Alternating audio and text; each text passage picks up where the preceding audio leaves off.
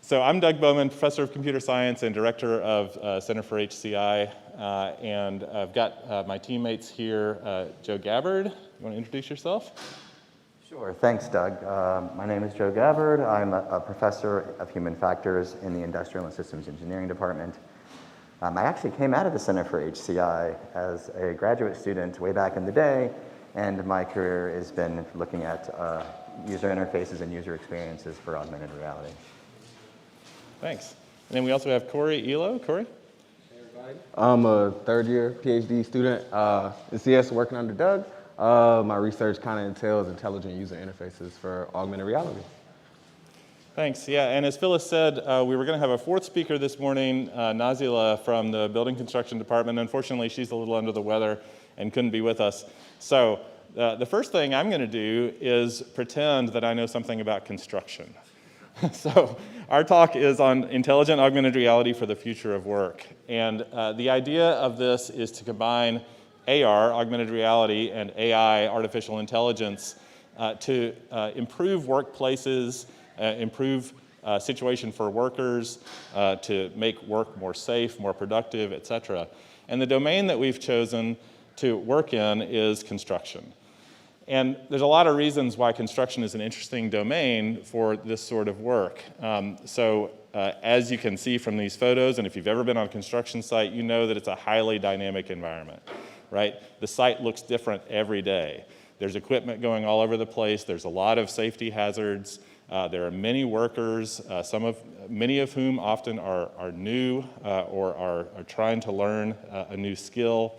There's lots of different teams on the site. It's not just one company. There's lots of subcontractors. And information is really important in the construction process in order to get the final product that you want. And that information changes all the time. It's not as if the plans get set in stone and then you just have to go build it, right? Things change, things don't work, the client changes their mind, et cetera. And there are many platforms where this information resides, and those updates don't always make it to all of those platforms very easily. So there's kind of a data problem. These digital systems don't always talk to one another, especially across companies, and so there's communication issues. And so that can lead to mistakes. It can lead to cost overruns. It can lead to rework, all sorts of costs in terms of time, money, and even loss of life or injury. And then finally, there's issues with workers. So skilled workers are hard to come by. New workers are always coming in. Workers are leaving and going to other jobs. Good morning.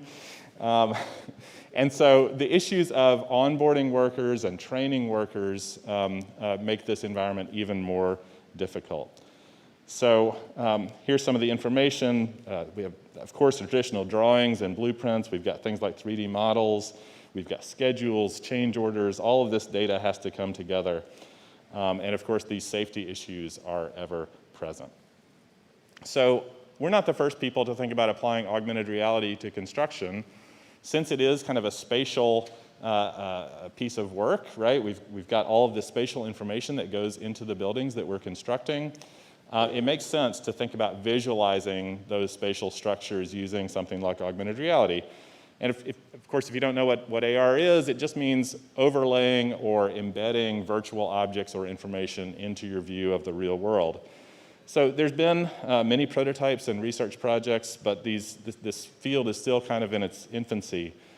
And so we want to offer this visual information to workers using AR, but most of the work that we've reviewed when in its design has used kind of a one-size-fits-all approach. So we're going to design one way to display this information.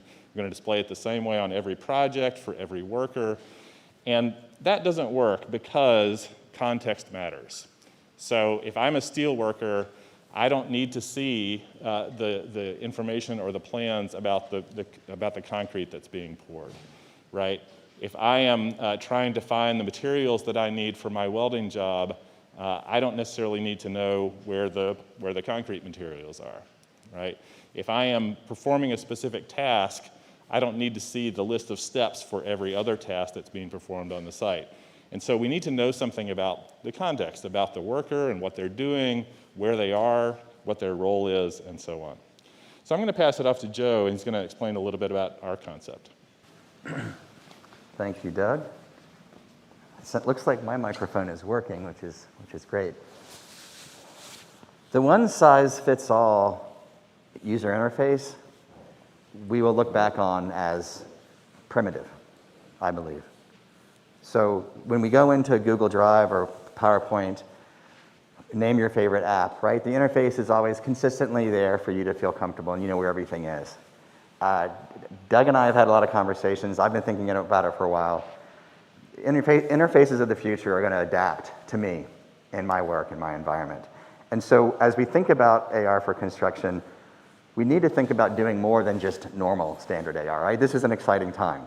And we're at the point where we can do something more than just normal AR. And so what we're embarking on is a way to converge multiple disciplines and also maturing technologies so that we can sort of create an AR experience that is more intelligent, right, than the standard approach. And so these are things like artificial intelligence, machine learning, computer vision. In the vision, the Internet of Things, kind of bringing to bear these technologies in maturing fields to understand the worker's context, and there's many benefits. Obvious benefits. I mean, we have the standard. We want users and workers to be more productive and safe. That's always a good thing. But we also feel like we can use this information to really help workers move into new positions. Right? So if I'm trained in one area and I show up on the site and I'm needed in a different area, maybe I can get upskilled quickly to help in those spaces without having to wade through this large interface like Doug was mentioning. I don't need to see all this other information. But there is fundamental work that has to be done first, and that's what we're planning on doing. So our solution is, we're terming, obviously, the talk title, Intelligent AR for Construction, and this aims to provide real-time, intelligent information across 3 different contexts. There's lots of different contexts that might be important, but we're thinking about sort of the work, the worker, and sort of the work environment. And I really want to do this, so I'm just going to go ahead and do it. Hello, everybody at home. This thing reminds me of the droid that floats around in Star Wars, right? I'm showing my age, and Luke has to go, fight it blindly. But adapting to these contexts could be very powerful, right? So, for example, as a worker, maybe we can sense whether or not the worker is fatigued, distracted. Perhaps they have low situational awareness, especially in a construction site, which could be dangerous. And these are things that we can start looking at through eye tracking technologies, which are embedded in the AR headsets already. There's other things that we can think about in terms of measuring and understanding the worker and then adapting the interface accordingly. In terms of the work, we can use computer vision and other techniques to understand where am I in my progression of tasks. What is the quality of my work? Is there a way to sort of guide the work so that the quality will be a little bit better, or pause me if I'm doing something that might be incorrect or dangerous? And then more generally in the work environment, as Doug mentioned, they're highly dynamic. So if I have to go from point A to point B to get some materials and there are safety hazards, perhaps an intelligent system would be able to warn me of a crane swinging behind me. Now there are obviously things in place to help with this already, but we feel like we can sort of bring those to bear to the individual's display. But of course, we don't want to clutter it either. So again, we're going to start by leveraging existing technologies such as the built-in sensors that are on the current AR headsets. This will help with the modeling the user's context. We will then again, convergent research, right? Doug and I can get together and design some interfaces and some interaction techniques, and then we can measure whether or not they're useful. But to make this truly intelligent, we need to bring in partners with different skills, and some of them are not here today, but these are folks that are experts in machine learning and computer vision, and this will help the system learn about the worker, the workplace, and the work, and then obviously present the information. So the goal here would then be to present the right information to our worker at the right time, at the right place, and at the right level of detail, which is kind of a tall order, But we're going to start on that and see how it goes. So to make this a little bit more concrete, no pun intended, I'm going to hand it over to Corey to work through a scenario. Thank you, Joe. Appreciate it. So, yeah, so I guess to follow up on that point, to make this a little bit more concrete. So let's say we have Wesley the welder. He wasn't always a welder. He used to be a bricklayer. Let's go with that. And this kind of like gets at the notion of like upskilling workers. So he's a bricklayer, but he doesn't really know, he's new to welding. And his job is essentially to assemble beams together at a particular construction site, kind of similar to what you see around here. So as he kind of logs into the system and whatnot, the system is able to recognize that he's a bit more tired than normal. Maybe he was up late watching Euphoria or at Sharky's or something like that. And the system, upon recognizing that he's a lot more tired than normal, ups the saliency of these work hazard notifications. So instead of maybe like a small beep, you get like this loud blaring sound whenever you get close to a hole to let you know that you probably shouldn't be near that particular area. So as he's approaching his welding area, the system itself will, in addition to being able to let him know about hazards, will essentially be able to guide him through the task of doing welding. Because again, Wesley is new to welding. So that could be something as simple as a video or some sort of like 3D augmentation that actually shows you like where to put nut A versus bolt B. And upon completion of his task, the system can update the supervisor and site inventory to essentially pass this information around the construction site. And with that, I will pass it on to Doug because we've done something similar to this already. Right, so far we've been talking mostly abstractly, and Corey just gave us kind of a story about what it might be like for a construction worker to use such a system. But we wanted to do a preliminary proof of concept to explore what it could be like. And so we had a group of students, I've got their names on the next slide, I should have put them here, a group of students from the computer science HCI capstone class last semester who took this concept and built out a user experience. Now the user experience has fake AI in it, right? So the AI is, the role of the AI is played by a guy sitting behind a curtain with a keyboard pressing buttons. But that's okay, because we wanted to explore what it might be like for the worker and whether this sort of experience would be useful. So we took a very simple use case. So you see here on the bottom this tiny little structure. So it's a couple of 3D printed pieces that are connected with, I think it's six bolts. And there's a couple of steps involved in putting these pieces together correctly. If you're a construction worker doing this sort of assembly, you would normally get a blueprint or a drawing like the one on the upper left, and that would be your instructions, that would be the information that you would use. If you're in an advanced construction company that uses building information modeling or something similar, you might have a 3D model like the one on the upper right.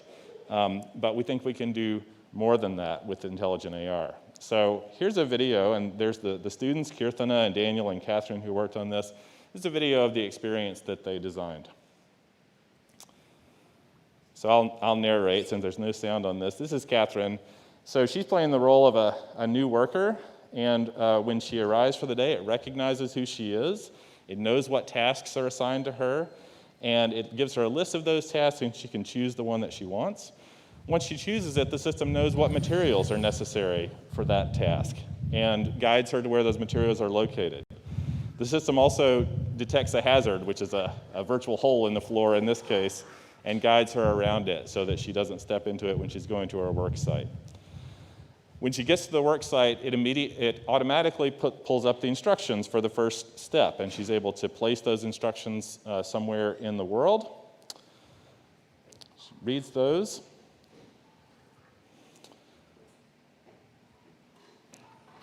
So she's gathering her pieces.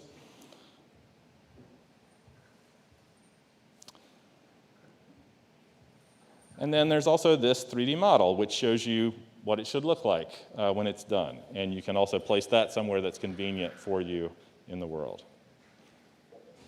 So this is it looks kind of like normal augmented reality, but the thing that's behind the scenes here, right, is that the right information is appearing at the right time, at the right place for the right person for her to do the task.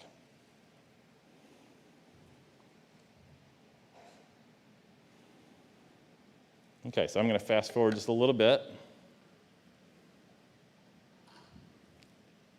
So she completes step 1. And now she, again, automatically gets the instructions and the 3D model for step 2 that shows how that piece that she completed connects to the rest of the structure. Okay, you probably don't want to watch her putting nuts on bolts, so I'm going to fast forward again just a little bit.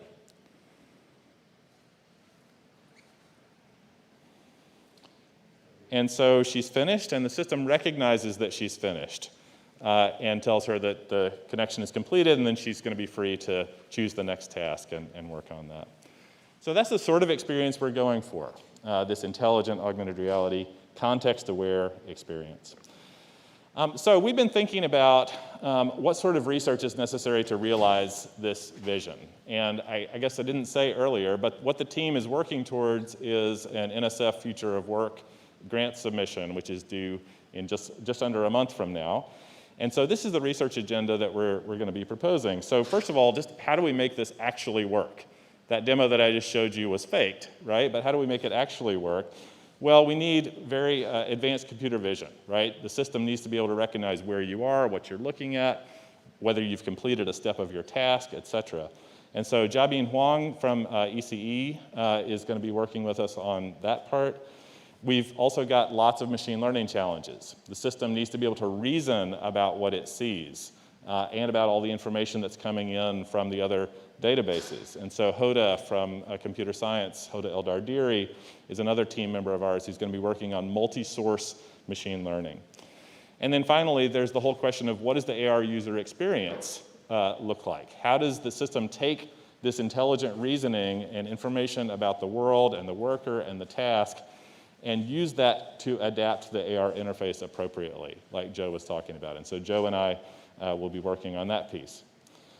That's just how do we design and implement it, but then there's some other questions, bigger questions. How is this intelligent AR technology going to affect work, and how is it going to impact workers? So for impact on work, we're going to be doing some studies to test how safety and productivity and accuracy might be improved or what downsides there might be to using this sort of technology. And as far as impact on workers, as Corey said, we're going to be thinking about these ideas of onboarding and upskilling for novice workers and how we can use intelligent AR to do just-in-time, on-the-job training for these sorts of workers. And Amy Arnold from the Honors College is going to be on our team to help us with that piece. Okay, and then finally, I've been talking only about construction, but really, we think that this concept of intelligent AR can apply broadly to many other domains. And so I've got some students, Shakiva just walked in, she's working on intelligent AR in social situations and kind of normal everyday life situations. So we want to think about how to apply the lessons learned from construction to many other domains as well. And with that, I think we're done. So thanks for listening, and I'm happy to answer your questions.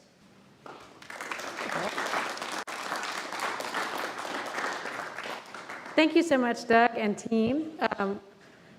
I'm so glad I know we've got some questions coming in online. What questions do we have in the room for the team? I'm coming to you.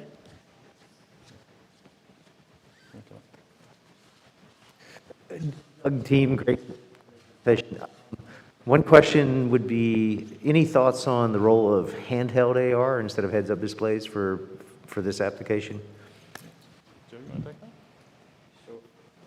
Oh. Thank you. Thanks for the question, Tom. We have been focusing mainly on head-worn AR, especially in the construction domain because because it affords hands-free operation mainly. Also, the head-worn displays. Well, I guess both handheld and head-worn are sort of embracing the same sensor suite, so we're seeing some convergence there. But I think mainly for the hands-free approach, and also the eye tracking that's embedded will enable us to understand the worker state better. I'll come to you. That is to say, Tom, there are probably domains in which a handheld will make more sense. But for construction, we've been thinking head-worn. So kind of building off of that question from Tom about hands-free, so when construction workers are doing things, they're, I would say 90-some% of the time, probably using both of their hands. And I know that this is a prototype, a fake sort of thing, but what discussions are you all having about, other forms of user interaction that aren't using hands to move things around in the interface? Because they're doing things with their hands, they can't move the interface out of the way so they can see something, or having intelligent interface that can sense when they're looking at something and moving the interface out of the way, things like that, so to really accommodate the reality of doing work as a construction worker. We know very little about 3D UI. Yeah, well, I think you got to the answer at the end of your question there. Ideally, with intelligent AR, we want the user experience to involve as little manual interaction as possible. So we don't want the person to have to dig through menus or rearrange stuff or whatever. The idea is for it to be smart enough to be able to place things, to lay out things with respect to the world so that they're in an area that is not covering up any of your work or distracting. We're not ever going to get that completely right? So you always have to have, kind of the ability to interact, and then that's where I think these other input modalities like gaze-based interaction or voice could be useful here, and so we'll be exploring those for sure. Yeah. And I'll just add that there's some really interesting problems with the voice-based interaction. I don't know if any of you all have been trying to check out the the Get Back Beatles documentary, but they were able to extract sort of the conversations that the Beatles thought were being masked by them playing some sounds. On a construction site, there'll obviously be a lot of noises and sounds, so we'll have to sort of do some interesting fundamental work there to extract the voice commands. So we've got one online. Andrea Kavanaugh is online watching and says, are you working with workers, the actual workers, as you design the intelligent AR interfaces? You mind if I start? Okay, so excuse me. I said thank you, Andrea. Oh, yeah. Actually, I agree. Thank you, Andrea. So, well, we wouldn't be the Center for Human-Computer Interaction if we weren't engaging representative users at all phases. And in fact, Doug presented a project from a capstone course this past semester. I also ran a graduate usability engineering course where we had a team engage a local construction team to look at the same problem, and we ran the full gamut from contextual inquiry all the way through conceptual design and on. So, and our other collaborators, we're assembling an advisory board that consists of folks from the construction domain as well as some adjacent domains to ensure that that we're engaging representative users and people in the domain at multiple levels. I don't know if you want to add anything. That's great. Okay. Thank you. What else in the room? I'm coming to you. My question? Hi, so is there a way to measure or maybe to think about how that impacts the workers if they're going to be monitored all the time to see how they're stressed or tired and how comfortable they feel or if they feel judged or something like that? Thank you. Oh, I'm sorry, could you repeat that question again? Sure.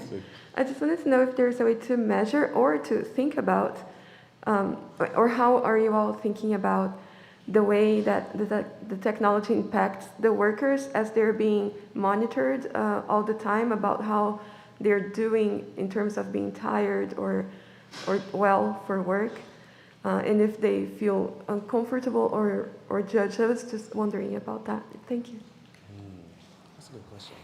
Well, I guess currently, I feel like right now, we're mostly just kind of, well, I don't know. I don't have an answer to that question. But right now, we've kind of mostly just kind of looked into like how essentially, yeah, no, I'm sorry. I think it's a really important question. So a big part of the user experience is having the user be comfortable with you know, any information that's being gathered about them, right? So there's privacy issues and kind of fear of tracking and monitoring sort of issues. I think that's what you're bringing up. Yeah, so we want to make sure, you know, so we want to collect as much data as possible so that we can provide the best user experience to the worker. On the other hand, we don't want the worker to feel like that information is going to be used against them, right? Oh, you know, you didn't put on your AR system until 2 minutes after the start of work today. We're going to dock your pay. Or, you know, why are you so tired every day? You know, we need a worker who comes in energetic or whatever, right? You were looking at the wrong thing, you know. Those are important concerns. I don't have a great answer for how we're going to deal with it. I think part of it is we're going to try to do as much of the processing of this data and reasoning about this data on the headset itself. And so if that data doesn't need to leave the device, then it probably shouldn't. And there should be some controls in place to keep the data, to keep as much of the data private and confidential as we can, while balancing that with the benefits you can get from providing the data. So it's something important to look at. Well, thank you. I'm sorry, we're out of time this morning, and we've even had some more questions online, so thank you all for generating many questions. Good work. Thank you so much for being here and for presenting your work this morning. Thank you, audience, for being here. It's nearly donut time, so I know you all are excited about that. And we'll see you next week. We're talking about bamboo. Same time, same place, PDN credit again. So thank you all for being here. Have a great weekend.